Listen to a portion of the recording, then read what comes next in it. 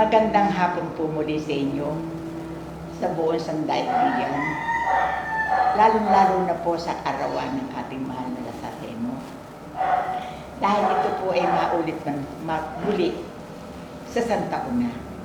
Kaya kung sakali man po na ano ang mensahe sa araw nito, ako'y naririto na bumabati ako sa lahat, lalong-lalo yung nakipagkaisa na hindi kayang ipaliwanag.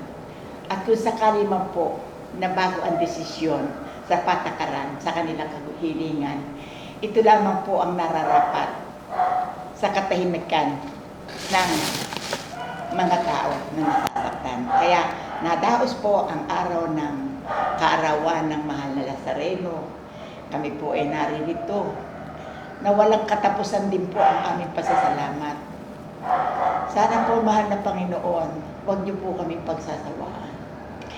Ituro niyo po sa amin ang aming mga galaw.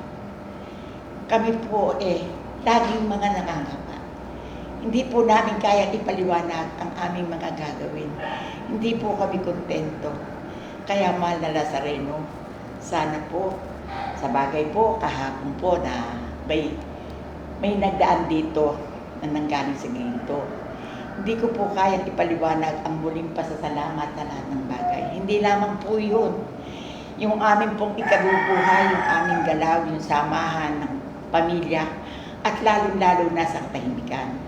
Kaya ako po'y naririto sa St. Joseph Chapel, Barangay Tabigiginto, Bulacan, as mother pa rin. Pinaaabot ko po, mahal na Panginoon, sa inyo, na sana po magkaisa-isa ang lahat ng bagay. At lalo-lalo naman po doon sa naganap, sa flood control. Ako po naririto na isang nangusap sa inyo na sana po suriing mabuti ang lahat ng bagay. At bigyan po sana ng katahimikan ang mga taong lumuluha. At ganun din naman po sa lahat ng may makakarainan. Matuklas po sana ang lahat ng kanilang karamdaman. Kung ano man po sana ang kulang na aming mga ginagampanan, marami po kaming hindi nalalaman. Kaya Ama, bilang ako po gumagalaw, since 1985 until now, ako po nagpaparating ng walang katapusan pa sa salamat. Hawakan niyo po kami sa kadahilanan sa akin pong kaiidaran. Natuklas ko po ang lindol, ang tubig, ang kaguluhan, ang kalungkutan. Yung pong aking mga kasama, wala na po silang nakita. Pero sa edad ko po na 84, ako po naririto na tinitignan kong lahat ang lihim ng kaganapan. Kaya Inang Birhen, ikaw po naririyan. Nagbabantay ka po sa amin. Alam po namin na kayo ang gumagalaw sa mga karamdaman. Kayo po ang naghatid sa lahat ng bagay.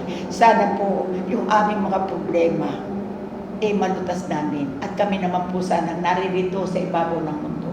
Huwag naman po sana kami lumuha. Siyempre po, kami po inilanglang ninyo. Hindi po para lubuha. Bigyan niyo po sana kami ng bendisyon, lalo-lalo sa araw na ito. Talaga pong nang magbigay ka po ng senyas ngayon na aking magising, talagang hindi ko po pinabayaan. Sa totoo po, bukas pa ako magpe-Facebook, mga nakikinig. Talagang bukas pa ako magpe-Facebook. Pero nagdumali akong nagbihis at sinunod ko ang utos sa akin na mag-Facebook. Kaya pinaaabot ko po sa inyo lahat ng may karamdaman. Talaga pong isang gunin nyo ang lahat na ito. Diyos na po ang bahala kung ano kahinatnan. Basta po pag kayo po nagdarasal at ibinibigay niya po sa inyo, sa kanila, sa Diyos ang inyong kalungkutan, talaga naman pong mararamdaman yung dahan-dahan ang tunay na ganti at lumuluwag po ang kalooban. Kaya ang aking pong mahihabol na salita, mahal na Panginoon, sa aking lusar, sa darating na Huwebes Santo at Biyernes Santo, at sa ginagampanan ko, kung ano man po ang gagalaw mo sa akin, nakahanda po ako. Basta po, ang tangi ko lang po maipagbibigay sa inyo, bigyan niyo pa po ako ng lakas ng loob. Dahil nag-umpisa na po akong magpintura ng mga krus na aking dinala noong nakaraan. Pero ngayon po, kung sakali man at ako'y gagalaw, babalikan ko po yung mga krus na 200. At kung makakaya ko po, magdadahan-dahan po akong gagalaw, pipinturahan. Kaya po maraming salamat sa inyo, mahal na Panginoon. Huwag niyo po kami pababayaan, lalo na sa sa bendisyon mo sa akin sa lugar nito. Hindi po pinag-uusapan ang pinansyal. Ang nais po namin, Ama, ay katahimikan ng mahal na bansang Pilipinas. At kung ano man po ang naririyan na nakabukana, isa na po ako sa nakikiisa na sana po'y dahan-dahan ng pagtuklas sa lahat ng bagay. At kung sakali man po na may makaririnig na aking sinabi, huwag po kayong hahatol.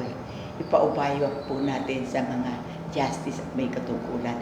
Mamayani po ang nasa loob ng libro na kanilang ginampanan. Siyempre po, lahat po ng tao, marami po tayong ginagawang hindi tayo perfecto. Kaya pinagbibigay ko po sa aking dasal na mahal na Panginoon. Basbasan mo po ang mga naguluha, ang mga nadamay, subaybayan mo po sila. At kung ano naman po ang nararapat, sana po magkaroon ng katahimikan ang mahal na bansang Pilipinas at maging matahimik naman ang namumuno at huwag bigyan ng kalungkutan at ibigay sa mga tao ang katahimikan, lalo-lalo na po sa karamdaman. Ako po ay nagpapaabot ng magandang salita na ang paniwalaan natin, ang pagalaw ng Diyos, biyaya at bendisyon. Di nyo malilimutan. Mother pa rin po ng Bulacan.